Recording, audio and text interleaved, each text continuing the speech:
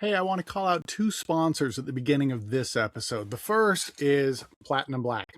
They've not only sponsored several episodes of Let's Bring It In, they're also one of the best strategic marketing and advertising consultancies I've worked with. Platinum Black is built for teams that have already built strong instincts, but need an experienced partner to help elevate the work and push things further. They partner with in-house teams to identify opportunities for growth, tighten strategy, and build work that moves the business. I've worked with Platinum Black, I've seen how they operate, and they are the real deal. So to learn more and see what they can do for you, visit platinumblack.com. One more shout out. The theme music of our show, you're about to hear it in a minute, was written and recorded by Nick Patronella. I've had the chance to work with Nick on a number of projects over the years, and he's one of those people that just makes everything better. He recently launched a brand new website, nickpatronella.com. So if you're looking for an outstanding composer or just want to browse around his site, go to nickpatronella.com, check it out, and give him a call. And now, here's the show.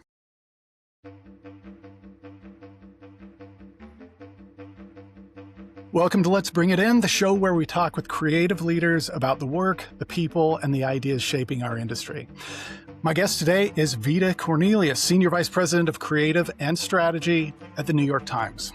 Vida has built an incredible career spanning agencies, entertainment, publishing, and technology, and she's held leadership roles at Disney and Global Hue, where she's worked on brands like Jeep, and now she's at one of the most respected news organizations in the world, my personal favorite, and not just because of Wordle, the New York Times. Vida, welcome to the show. It's so great to have you here. Thank you. I'm glad to be here. Now, Vida, I want to start just with a bit of a sidebar, if that's okay. I'm an alumnus of the VCU Brand Center, and I know you were in the Creative Leaders Program for a bit, and I'm always proud and probably obligated to give my advertising alma mater a shout out. What was your experience like with that program? Yeah, it was a program that Rick Boyko actually spearheaded way back when. I don't want to date myself, but it was something to really kind of bring forth. At the time, I think young creative leaders, people who were showing promise in their various agencies, and had us all come together, almost like for a creative boot camp. In terms of ideation and leadership and inspiring creatives. So it was a really, really awesome time. I remember meeting a lot of young creative leaders who later would go on to run creative teams in our own careers, respective careers. But we were much younger then, so it was a really good time. And then, as a full circle moment, I have the pleasure of being a part of the BCU Brand Center, kind of like auxiliary board. Oh, great! Yeah, supporting some of the endeavors still at the school. So I'm really, under Van Jones. So that's been great.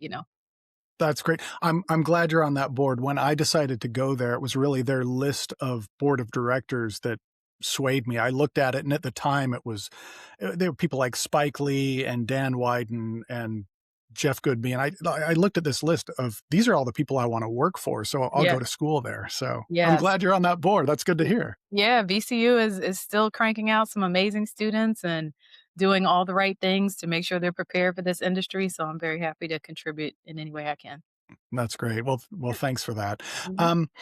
Vida, before we get into your role at the New York Times, I'd love to go back for a moment. Mhm. You have said that your time as the GCD at Disney, along with your work at Global Hue, and again, you were on brands like Jeep and Chrysler. And I think I read that you said that was when you evolved from being a content provider to a culture driver. And I'm curious, I'd love to hear you talk about that. Like, what changed in your thinking during that period? Yeah, I mean, particularly when I had the chance to work for Global Hue, I had been at General Market Agency for a really long time. I was at DDB for a very long time. RIP to DDB.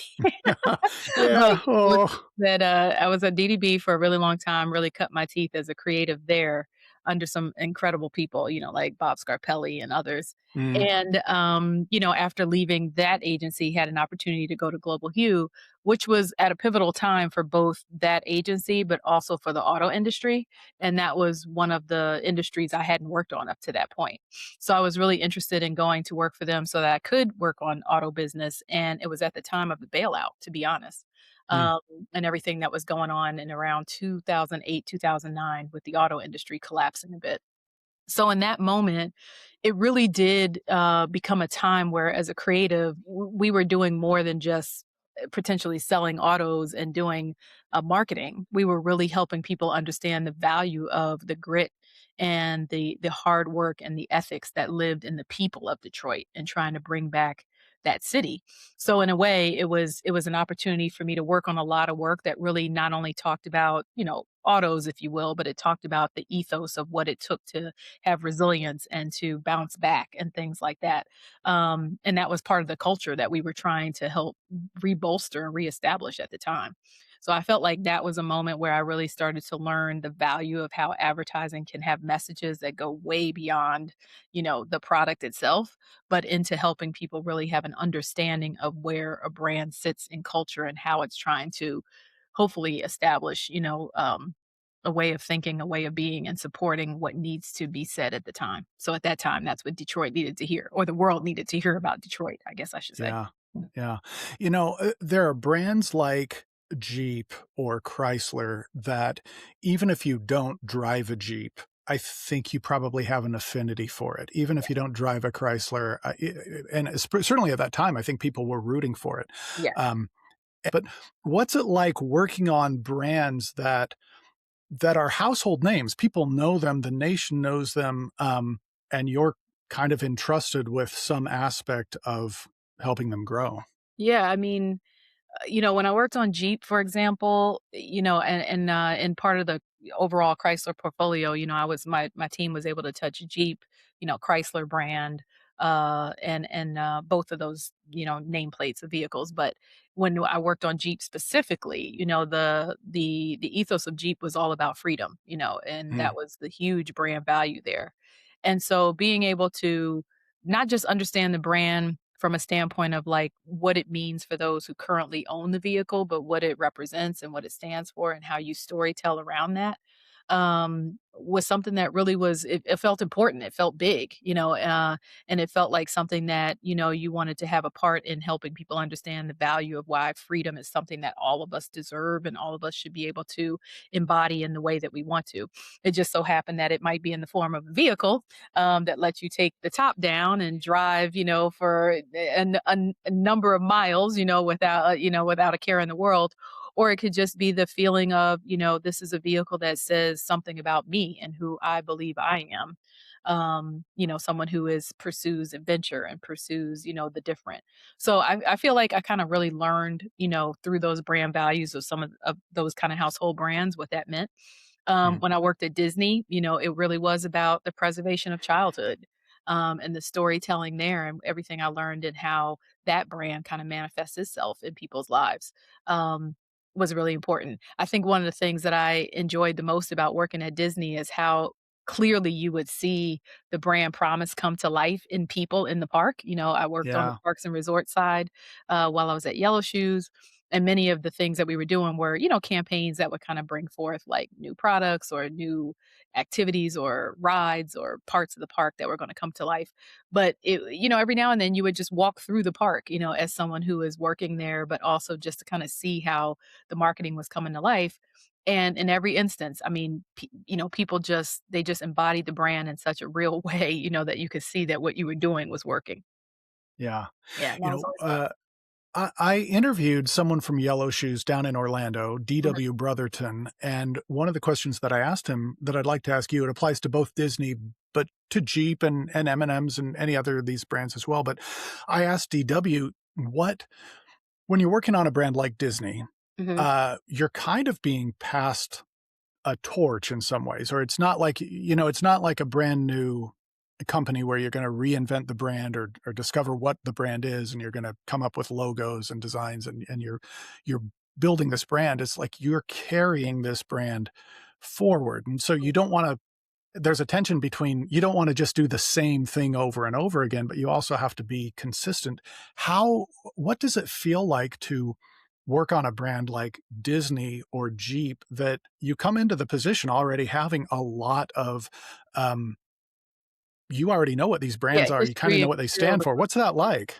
I mean, I feel like there's always new conversations to be found and new conversations to be had. And that was one of the things I really appreciated about like when I worked on Jeep, for example, the strategist that I work with, and I have so much respect for her because I learned so much from her. But, as a part of how we worked on that brand, a big part of it was always going to talk to the designers of the vehicles and really better understand what was their thought process in terms of what they were thinking about when they were designing this car. What does this vehicle represent to them as designers? And a lot of the best storytelling, the best insights that we got came from those conversations with the designers. And it helped us find new avenues of how to position the vehicle for the audiences we knew we wanted to reach. But more importantly, how to tap into the humanity of what people would feel from owning the vehicle and what we Mm. wanted to come across. So it gave us new ways to kind of just like express the brand's core personality. Um, so for example, I'll give you a great example because I always love this particular campaign we worked on.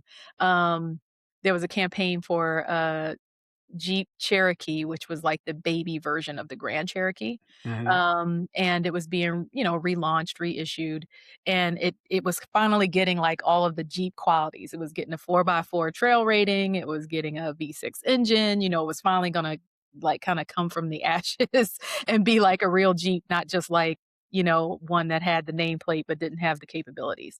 So we really started digging in and started thinking about what it means to have a bloodline and what that gives you permission to do, Mm. as a person when you come from a certain bloodline, you're kind of born with this certain grit and go get 'emness, so to speak. Yeah. And when we talked to the designers of the vehicle, that's exactly what they said. They said, "You know what? This car, it's part of the Jeep family, but this is the first time we've really given it the blood." And we said, "You know what? That's Mm. pretty awesome." So we started thinking about that, and we started thinking about other, ways that bloodlines express themselves. And of course, there's nepo babies out there, and people would say, "Well, a nepo baby, of course." But we thought to ourselves, no, no, there's still people who have to forge their own way in the world, regardless of where they come from or where they start. So that was like a great insight that we found to position that vehicle in a way that moved it forward, but still kept all of the same sort of values and ethos of the core Jeep brand. So those Yeah. were the things we were always looking for was like, how do you tell these stories in new ways? How do you give them more like human qualities that kind of push things forward? Yeah. Disney's another great brand that lets you do that, redefining family, what that means, Yeah. redefining childhood and magic. So I always find that to be a great creative challenge, but a rewarding one when you kinda Yeah. something. Yeah. Yeah. I have to say, I think a fantastic T-shirt would just say "Born with Go Get 'Emness." That's I'll split profits with you if I ever delve into Yeah, that. I think we actually did have a bumper sticker that we made that said it said something like born oh my gosh, I'd have to look it up. It was like born something made wild or something like that. I Mm. can't remember what the line we Born played with. was it Born Free? Born Free Made Wild? It might have been. It might have been something along that line. I mean, it was a pretty common phrase, but we Yeah. had a lot of things like that in that campaign where it was like, Yeah. yeah. Well, so talking about those brands, great transition to where you are now. Yeah. I think most people in the industry, in the advertising, branding, marketing industry, if they said, okay, here's someone who is the senior vice president of creative and strategy, they would expect someone, I mean, you have traditional agency experience, but they might think of, a traditional agency, maybe in-house, but they probably wouldn't picture one immediately at the New York Times. So Right. I'd like to know what your role actually looks like. And I'd also love to know, how did this come about? How did you step into this role? How was it presented? And what made you say, that's exactly what I'd like to do? Yeah, I mean, I'll start with how I got here, right? Okay. So I was at Disney. I mean, and just I had made contact with Amber Guild, who was at the time the president within New York Times Advertising. She was overseeing T Brand and two other companies that had been purchased by the Times, Hello Society and Fake Love, which were a social media agency and a influencer agency and a experiential agency, both of which were purchased to kind of expand the capabilities of T Brand at the time. And I had made contact with her through LinkedIn. There wasn't anything available at the time, but it just kind of got on her radar. and I was still at Disney, but, I really thought about it from a standpoint of like, Disney is storytelling, it's one type of storytelling, and the world of where T Brand was going was another type of storytelling. So I felt Mm, like the skills I had were pretty transferable. I definitely had a long runway in history of doing creative work, so I didn't feel like I had any deficit there. So as time went on, Amber reached out and said, "Hey, I really would love to have someone kind of helped me shape these two companies we purchased, Hello Society and Fake Love. And both of them had been on the roster for a while, but they really didn't have like solid creative leadership, I guess, at the time to really sort of, marry them in with T Brand. As time would have it, the pandemic came, it kind of created a totally different world for experiential, mm, and that whole side of the business sort of had to take its pause. So even though they brought me in, that time frame kind of made those two companies, have their tumultuous moment. So they brought me into the Times proper, into T Brand. And I actually came into the team overseeing their special projects kind of section of T Brand, which was sort of white label projects that we were doing with big brands. Um, at the time, we had done a project with Nike. We did a big project with American Express, reimagining their departures project. So those were kind of things that I was doing as a kind of satellite creative leader within the team. mhm. And then they asked me to kind of take over the and helming the whole creative team of T Brand. Yeah. So that was just it was sort of like just a step transition into the role. Fortunately, I got to see it from, a little bit of a distance before I was asked to kind of lean in fully. And then coming into T Brand, I feel like my day to day is really, on the business side. So I do sit on the business side within advertising, and our goal is to just be the creative entity that is partnering with brands to be their creative partner in how they show up on the Times. Mm, So I like to say we build the bridge, connecting advertising messages to coveted cultural moments created by the Times. So that's what the team does. We do custom creative that really speaks to our audience. We use the full breadth and depth of the portfolio to tell those messages and really craft relevant communication for brands that work with us. So yeah, it's a huge team. I'm really proud of the team, not just in its size, but in their acumen and their scope, yeah. and their Can capability. you tell me about the size? How big a group are we talking about? The team is over 80 right now, over 80 Wow. folks. Yeah, we have a nice sized team. We have, all disciplines. So this is as a creative leader, I'm used to working with art directors and Yeah. copywriters and traditional creative roles, but I also have editors and journalists. I have people that have a background in photojournalism, video journalism. I have program managers, of course, strategists, of course. So it's a really nice bench of individuals. And I love that so many of them have expertise, rather they come from a finance background or a luxury background. They really do add a lot of depth and knowledge to the work that we do. Hmm. Now, explain to me just, I want our listeners to understand T Mhm. brand. So you've got, because we talk about the New York Times, people know T brand. I think people aren't as familiar with. Can you just explain the difference or how they overlap or what, explain to someone who doesn't know that? Exactly. So T Brand Studio is the creative team within New York Times Advertising. So unlike the marketing side of the house, where that is where our brand marketing is done for the New York Times as an entity. So you might be familiar with campaigns like Truth and um, our most recent campaign, Get Closer. Uh, those are done by the marketing team, Hmm. is advertising the Times as a consumer facing entity. So T brand works on behalf of brands or advertisers that want to be on the Times, Hmm. but they want relevant creative that's going to resonate with our audiences. So we do custom creative, native advertising for those brands. I mean, that's just what's amazing to me is I feel like the opportunities for creatives to explore how they can, work as an art director, copywriter, designer, whatever, Mhm. content creator, is just exploding. I feel like when I got into the industry forever ago, you were going to be an art director, a copywriter, maybe a designer, maybe a photographer, whatever, and then you Right. kind of go and you'd go to a traditional agency. But to hear about this different type of entity where someone could who's creative and driven and wants to grow a business has an opportunity to thrive. Do you see a lot of different? I mean, To me, it's fascinating that you say you're working with art directors and copywriters, but also journalists and editors. And I Yeah. mean, that's got to be leading creativity there has got to be different from leading creativity anywhere else you've worked. Is that right? Yeah, yeah, because, for starters, I mean, I like to say if brands have something to say, they wanna say it on the Times, you know? So we Yeah. usually are here to, lend credibility, to help advance, whatever advertising or marketing message they may have, but in a way where we're able to have a more, I would say, in-depth conversation, or craft a more in-depth conversation with a very specific audience, Um, say, for example, you're a finance brand and you wanna talk to, key decision makers in, the technology, for example, and there's a connection that needs to be made there.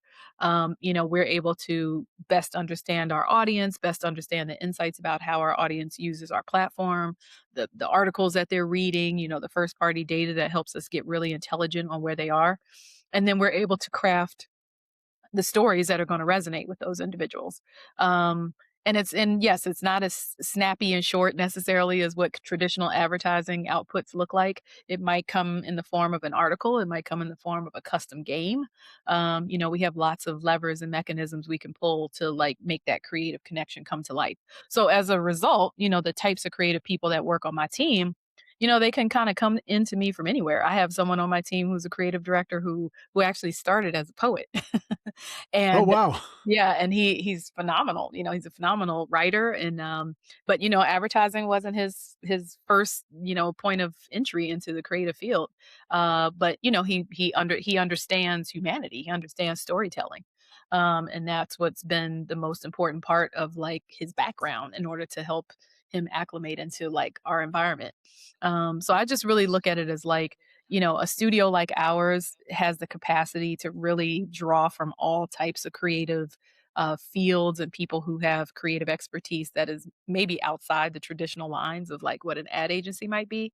Um, that could be very useful and helpful in Yeah. terms of what the work that we're crafting. How does that affect your culture in a way that, maybe at a DDB or traditional agency or wherever you've worked? It just seems to me that if you've got a creative director who is a poet, as one example, it seems like you must have a different culture as a result than other places that you've worked. Is that the case? Yeah, I mean, I think for one, collaboration is always going to be key wherever you're working, right? Whether it's in a traditional agency environment or an in-house environment like ours. Um, I think the difference with a team like mine is, like I was saying before, I do have the benefit of people who have a deep expertise in certain areas, right? Because unlike an agency where I can't work on Volkswagen and Jeep at an agency, right? Those are competitive Mhm. brands. But here I'm more or less, I have teams that are very deeply versed in verticals, so the industry of finance, the industry of tech. Uh, So at any given time, they could work on 2 or 3 brands within that same space, because we're not a competitive agency in that regard. Um, but them having that deep expertise and knowledge, they have a better understanding overall of what that industry is talking about, what is important to those leaders in that industry, how they can use that expertise to kind of help craft the right storytelling for the brand that they're working on and solving the problem of that specific brand at the time. So I do feel like the difference for me in terms of the culture is that, we have a lot of deep conversations, mm, I like to say inspired dialogue inside leads to inspired dialogue outside, so there's a lot of debate that happens sometimes, we talk yeah, about policies, we talk about things that affect industries, um, and it has a way of impacting and shaping how the work comes together too, because we wanna be as intelligent as we can be. Um it's not lost on me that, like, our team being, a part of the New York Times, we have to be, we have to put out work that's befitting of the platform, right? We wanna be mhm, additive to the reader experience. So, just as intelligent and, researched and, just heavily crafted as our journalism is, we try and have that same level of rigor and investigative kind of, reporting that goes into our content where necessary. yeah, Yeah. yeah. You had mentioned collaboration. I'm Mhm. curious, what else, in your opinion, has remained true about great creative leadership, regardless of the industries that you've been in? Um, I would say, Well, for sure, I know it'll sound cliche to some degree, but, great ideas can come from anywhere, truly. Mhm. Yeah. And in our world, because, the teams will come together, they'll brainstorm, they'll collaborate, and in that room could be anybody from a strategist to an editor to a copywriter to a designer to a creative director. All of those individuals can be part of that process. And I've seen amazing ideas come from a junior designer just as easily as I see them come from a creative director. So there doesn't become a whole lot of hierarchy in a way in terms of how the ideas come to life and get pitched. Mhm. Um, because there's so many aspects of our platform we have to consider. The product itself that we're working with, where it's placed, the contextual kind of environment of that creative once we develop it, the context in terms of the journalism that it's going to sit alongside, and all those things kind of become considerations in how we craft ideas. So I feel Mm. like that element of great ideas can come from anywhere is kind of true, for any creative environment you're in. And then probably the other aspect of leadership for me is like pushing people along, making sure Yeah. work gets done, not letting things, kinda sit in the hopper too long. I mean, our time frames can be very, very short, and as you know, like, the world is definitely getting to a place of everything being done faster and more efficient and so on and so forth. There is that kind of onus of leadership to always make sure, yes, we're living up to the quality of work we want done, but we also have to get it done.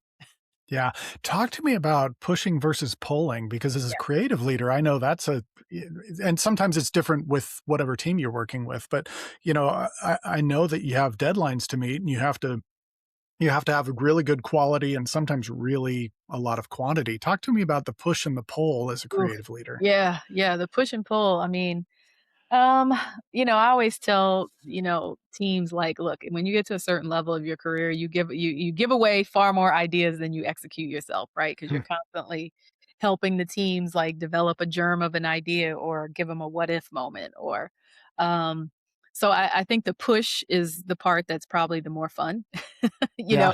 is to help people uh get to that aha themselves, but being able to, as a leader, say, well, what if you tried this? Well, have you thought about that? Just kind of Mm. pushing and guiding the thinking, I think is far more rewarding than kind of pulling it out of people, because in a way, to me, the pulling is where uh, confidence gets lost. Mm. Um, if I'm pushing and I feel like you're running, then I feel like the confidence has clicked somehow and now you're ready, you're launching. And that always feels really good as a leader. But if you feel like you have to pull it out of people, that's where you feel like, are they getting it? Are they fully understanding? Are they feeling confident about what they're even doing? And that to me is the side of the equation I prefer not to have the teams be on. As a creative leader, what do you end up doing if you find yourself pulling more often than you want to? Well, then you really have to sit down and say to yourself, okay, what is not connecting here? Is it that the team is not understanding what they're being asked to do? Is maybe there literally a level of maturity in terms of the individuals that it might even be working on an assignment to really be able to connect from an insight perspective to what needs to make this human and make this idea emotional enough, and not surface. Um, so I think it just becomes a matter of you starting to pull back as a leader and say, okay, what dots aren't connecting, and maybe I have to do a better job of seeing how that happens. Rather, it's going back to maybe our strategist and saying, let's sit down and think about this a little bit differently. Maybe the brief is not giving them all the fodder that they need to really start to think as clearly. Maybe we need to give them some thought starters. That might have to be a place you go. Um, but I definitely try and make sure that the overall ask from the client is clear. Do we agree with it? Do we inherently think we understand it? And then maybe it becomes a little bit of a start over and see if you can Mm. get to a better place. Yeah. That happens. It's not great. Yeah. Yeah. Uh, Good notes. I'm taking them myself. Um, I'm curious to know, Vita, what is there work at the times that you or your team have done that surprised you, where you just thought, "Oh my gosh, I didn't that was cool. I didn't expect that." Ah, um, I wouldn't say surprised, but there's always work the team does that I'm always, I can say surprised. I'm always really pleasantly surprised and happy for them that they find new and interesting ways to execute on our platform.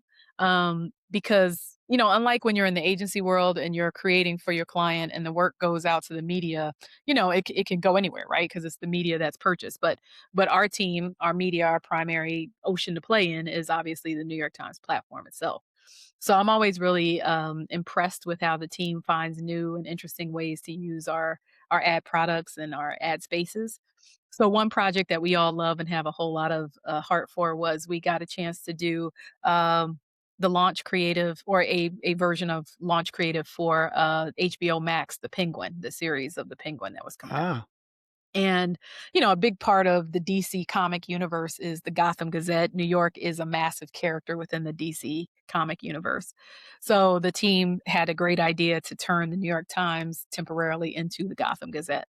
So they wrote a whole, couple of page insert that was literally like written in the whole comic book lore of, the Big Bang Bow, like the penguin is on thin ice, that kind of stuff. It was really, like the extra. So it was really fun. It was very well designed. It felt very much like the comic book universe. It was a lot of labor of love. The team was super passionate about it. So, even with the long nights and everything, I think they were all so excited with what they were producing, which is a good feeling, that it came out beautifully. And it was a number one kudo to us that even within our Slack channels, some people from the newsroom were like, "Hey, who wrote that penguin thing? We saw it. That was cool. It was good writing." you know? oh, So it's that's like, great. it's very, it's a huge pat on the back when you get, when the team gets a kudos from the actual newsroom on something that they've written, even though it's, branded content. So, it had a nice little extra layer to it in that we hired some hawkers to hand it out on the street, make it a little experiential moment to go along with some other elements of the campaign that HBO was doing. And it ended up being a little bit of a collectible on eBay. It got its own little kind of kudos from some fans out there, people who are diehard DC comic fans. So it was a fun one to work on. What's amazing to me about that is, and I think this is typical of anything in the New York Times orbit. Uh, the Times and this example, I think it's not just responding to culture; it's helping shape it. Yeah. And I'm curious how does that influence the idea that you can help shape culture? How does that influence the way you and your team approach creative work? I mean, we look for, part of our mission at T Brand is literally being inspired by the innovation and journalism of the New York Times is like our first, kind of uh, place to look for things that truly inspire us and understand what the conversation is, what people are seeking knowledge about, and how they want to understand the world by what they lean into in our journalism. And in many ways, that becomes the connective tissue, for where we start. If we see that there's, lots of articles and lots of love for, say a topic around wellness, or longevity, how do we see that as a conversation that is resonating with not just our readers, but in the overall cultural kind of ether, how people are feeling about retirement. And it will lead the team to do their own research to see, like, well, what is this conversation around longevity? What are people worried about? What is top of mind? And that might lead us to a solution for a client like TIAA, which is a retirement organization for teachers, Yeah. teachers insurance annuity association. So that becomes a really strong foundation for how they create that work. And it makes it credible because we already know that that is a topical conversation, within culture. So using that kind of fodder is what helps the team get to really great ideas, smart ideas for our clients, ones that we know are going to, like, not hit the nail on the head, but be a part of the conversation when it needs to be a part of the conversation. Not too late, not too early, but right on time type of thing. Yeah. Back in 2020, when we were kind of dealing with a really rough time in culture where it was like a lot of cultural unrest after the George Floyd moment, there were plenty of brands that wanted to say something but didn't know what to say or how to say or if they even had permission to say anything. Mm. So at that time, T Brand, we took it upon ourselves to create a franchise, a proactive franchise called Soul of Us, which was really about exploring Black lives from a more positive side, because at that time there was a lot of debate around Black Lives Matter and, what does that phrasing mean? What was it meant to mean? And so we said, you know what? We'll never be able to understand what makes a Black life matter unless we can show people what a Black life is. So Mm. that whole franchise was really around bringing forth positive stories of Black culture and what it meant to understand the nuances of Blackness. And we were really fortunate to have Stars, the network Stars, be a sign on partner for that, because it was brave. It was brave for them to want to participate in a conversation like that. But we also wanted to create a mechanism for brands to lean in that wanted to support the moment, but not know how to say the right thing, so to speak. Yeah. So that to me are moments of those are moments of to me where we look to drive culture by looking at what needs to be said, when it needs to be said, and how it should be said. That's amazing to me because I think one of the things that I enjoy most about this industry and talking to other people in this industry is the fact that we're all problem solvers. I mean, Right. that's really what I think creativity is at its heart, and that you were solving the problems of. I love how you phrased, we won't be able to really talk about how Black Lives Matter until we show what a Black life or Black lives are. But then you're also giving brands an opportunity. You're solving the problems of letting brands talk, when maybe they're too afraid to say anything. Talk to me about the kind of these multiple levels of problem solving that you see as you're approaching anything that you're tasked with at the times. Yeah, I mean, the capacity that we have and the ability we have is to add credibility in some ways to any conversation that a client is coming to us with. Um, I can give you another example in when we worked on the Google Pixel project, which was a really, really fulfilling one for the team. When they launched the Pixel 6 mobile phone, it had what they call real tone technology in it, which was software to kind of help balance skin tones and make sure that the photographic tools of the phone were always going to be very representative of the individuals being photographed. And even from their team, they told us they were inspired by that tech to create that technology from an article that was written in the Times, which was about this card called the Shirley card that was developed in the 1950s. Of a Caucasian female. That was the image that was used to balance all photography, color photography. Hmm. So, it was a pretty intriguing moment to know that this technology from a company was inspired by an article from the Times, and then they came to T Brand to kinda help them tell it, so it was kind of like a full circle moment.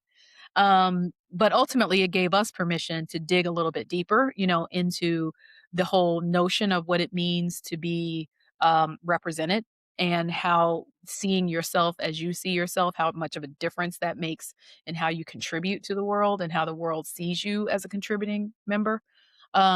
And so that was a layer of the campaign that we were able to bring to Google that their regular consumer marketing was not gonna touch, you know? Mm. Um, the goal there for them was obviously to sell the phone and let consumers know, hey, when you purchase this, you're going to have this technology that really makes every image you take, representative of who you are. But we were able to take that a step further and be that partner that kind of digs under the surface of why this whole moment of representative imagery and image equity is important in general. So that's the kind of problem solving that I love that my team gets to do and layer onto, moments like that for a brand. I feel like I haven't really heard of an organization that's able to do some of the things that you're talking about. This is probably not the right word, but it's almost like you're a mercenary. Like I feel like you're able to do things for brands that they can't do for themselves because you're representing the New York Times and you can speak with a different voice, come at it with a different point of view. Do I have that right? Yeah, I would say that's right because I feel like, obviously we're creating advertising for our readers, and we know that our readers are curious. We know they're people who are seeking out ways to better understand the world around them, and so we feel as though they appreciate, having that extra layer of understanding. Hmm. And I think that's what gives us the permission to go deeper for a brand, and it makes them very authentic, and incredible in those spaces. So, Yeah. mhm. Yeah. As you look ahead, Vita, what excites you most about the future of creativity where Well, you are particularly? yeah, coming back from Cannes, the big word in Cannes was creators, creators, creators. Everybody's talking about creators. So it's interesting to see where that goes, and how Mhm. that, either is or isn't affected, in my world. With regards to T brand, there are definitely some capabilities that I'm looking to build out with the team this year. We've had some success in getting ourselves in the film space, short film space. Our international T brand team did a great film for L'Oreal called Meeting the Moment. And that's picked up a great deal of traction for us, and that's been great. We're in the process of doing a film right now for a pharma company that I'm really excited about. That'll come out later this year. So as the team starts to move into more of this longer form storytelling, what I'll call branded films, I feel really good about that as a space that T brand can start to expand. Um, we also are looking at how we expand our notion of a talent or creator capability within T brand. Because, the voices that are going to represent us as creators or, potential talent in our work are going to be very different than, say, who might represent a brand like, I don't know, Pinterest or someone, where it's more about creator, DIY, more of the artistic nature of what it takes to be a person who lives in that space. So, we're looking to build our own kind of arsenal of talent, people who have, deep expertise in the culinary space or in the science space or in the wellness space, so to speak, to be voices that represent us at T Brand and ultimately can represent for clients. So I think those two capabilities, for one, will be great expansions for us. Um, the overall platform of the New York Times and all of the portfolio brands that we've since kind of built out within the Times, our cooking platform, games, Wirecutter, The Athletic, those are all amazing spaces that the team gets to play in as well. And we just are finding more and more opportunities there to help brands find their way into partnership with some of those portfolio brands. So I think those become other opportunities that I'm looking forward to as well to continue expanding on T Brand's reach within the enterprise. Yeah. You mentioned the L'Oreal film. If Yeah. listeners wanna see that, where is that live online somewhere right now? It's on YouTube, yes, you can find it on YouTube, it's called Meeting the Moment, and it really is an exploration of, the story of how beauty actually is larger than the story that we already know, but how it actually interfaces many industries and underpins many industries. So, that particular film is talking about how, some athletes with the marquee athlete in the film being Noah Lyles, talking about how his confidence is built through his regimen of self-care and wellness and how he takes care of himself, and part of that is his appearance and how he feels about um, himself and his image as a way of kind of bolstering his own confidence on and off the track. So it Hmm. was a real and how it prepares him mentally to meet the moment, so to speak. So it was a really interesting approach to let L'Oreal gave us actually to tell that kind of story where it wasn't like a heavy-handed beauty story, but they were very much partners with the team internationally, and really bringing that story to life of how important it is to just have an awareness of one's image and self and comfort with that in order to be successful. Yeah. Yeah. Um, so you were at Cannes this year. Yeah. I'd love to hear how was that? What did you learn? What did you take away? Can't well, creators was the big conversation, bing, bing, bing. And it wasn't, AI, of course, was still very much a conversation, but not so much about where we were last year, which was like, what do we do with this? What does it mean? But more or less, how do we think that AI will advance us and how should it show up? I was obviously in search of lots of creative conversations. So I think there's still very much the feeling that, the human touch, the human insight, the human storytelling is always going to be at the center of the work that we do with or without the tools of AI. So it Mm, was very good to hear those conversations and be a part of that. And it was just I was able to participate in a few panels. I was able to moderate a panel, so I always enjoy that aspect of being at Can too. But met with a lot of great clients and was able to hear what their creative aspirations are, hopefully for next year, and position T brand to deliver. that's very cool. How's your French? Um, uh, I won't even attempt. I was gonna attempt to give you a phrase or 2, but I'm not gonna do that. I'm not gonna hurt Yeah, myself like that. yeah. But petite. Très bien. I'm curious how, just briefly, what do you what is how is AI affecting your job now as a creative director, or a creative leader? How do you use it? How do you not use it? What are your I mean, we where are have you our hopeful? Yeah, we have our approved tools that we use within the Times, which is really about our operational side of the team. As a creative output, that is not what we use. As a creative team, we still are very much about the human craft of the ideas that we do. But we do have approved tools within the Times to help us with research and things along that line and operational efficiency. So that, of course, is always gonna be helpful to the creative workflow because of the amount of output and volume of output we have. So that's very helpful. Yeah.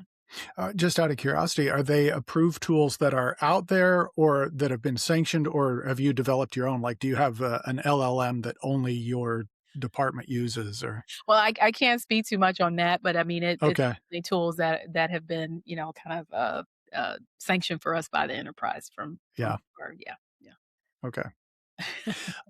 Vita, is there anything that you want to talk about that we haven't touched on before we start to wrap things up? Um if I could offer any advice, I guess, to people, out there because, I mean, yes, this AI enabled world we're entering into is still very much an unknown entity for many of us in terms of how it manifests and shape shifts itself um, into our work as creatives.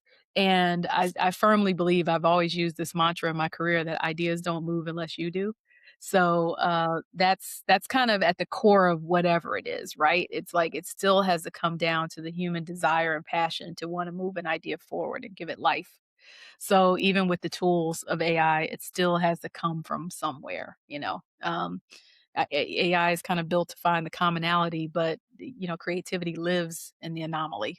And I heard that phrase directly from Brian Collins' mouth, so I want to credit him for that. He was my dinner partner at one of our events at Cannes, and he said that very eloquently. So I want to make sure I credit him with saying that. But I believe him 100% in that. Yeah. That ideas are still going to come from us, and they're not going to move unless you do. Oh, I love that. Thanks for sharing that. Yeah. And sure, Brian Collins, sure he said it, but you're the one who said it here. So He is a hoot. I really enjoyed getting to know him in the short yeah. time that I've had, yeah. Yeah.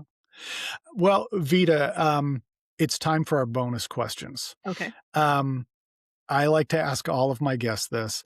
If you are in an airport, you can get on a plane going anywhere, time, money, not a factor. Where are you going to go and why? And you get a domestic location and an international location. Okay. Domestic location, um, I think I'd probably choose, in all honesty, somewhere in Northern California. Because when I lived up in the kind of, Mount Carmel in the Carmel area, Uh-huh. up around there, mainly because when I was living in California, when I was working at Disney, I was always so mad at myself that I didn't take the drive up to go see, like, the sequoias and go to and do Yeah. all of the things within the state. So I feel like I owe myself a trip back to that area and really Okay. and take advantage of those kind of natural wonders. So that's domestic. International, I've always been intrigued with Japan. I've never been to Japan, but just culturally rich. And I've always just had visions of seeing the cherry blossoms and, uh, you know, um, the tea houses and just all of the architecture. So I really feel like that's like an art director's dream to go to Japan Yeah. and Uh, really see the old cities. yeah, that's high on my bucket list too. I'll do everything from a sumo match to a tour of the Hello Kitty factory, if that's even a thing. But Yeah. that's Yeah, I terrific. feel like Kyoto would be, like, the thing, and ever since I've seen, Memoirs of a Geisha and how Oh gorgeous yeah. that film was, I've just always wanted to see that for myself.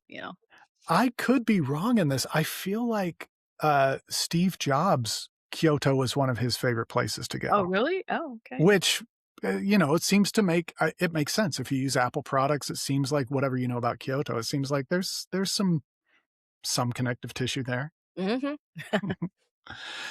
Well, Cornelius, thank you so much for joining. This has been so fun to have you on the show. Awesome. Thank you so much. I love hearing what you're doing, and thanks again for being on Let's Bring It In. Yeah, thank you for having me. We're really excited at T Brand. I'm very proud of my team, and every day is different. So I just applaud them for just rolling with it always.